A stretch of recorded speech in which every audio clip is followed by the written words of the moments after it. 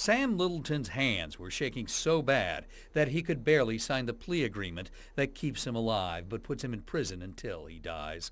The 37-year-old admitted to the murders of Tiffany Brown and Gladys and Richard Russell. Judge Mark Connor tried to pry something out of Littleton before sentencing him to life in prison, but Littleton just didn't have much to say.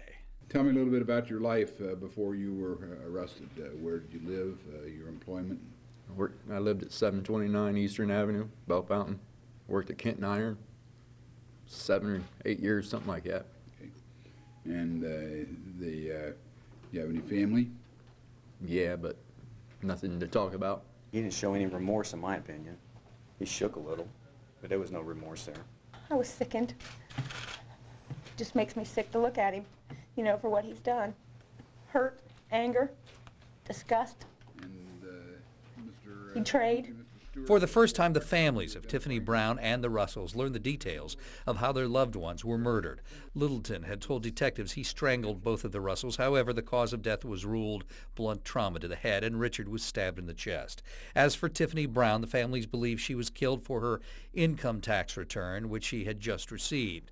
But the family didn't know the details of how she was killed.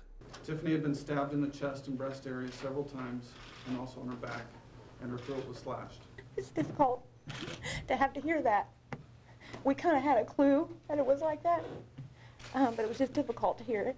As Littleton left jail and the outside world, the family had one last going-away wish.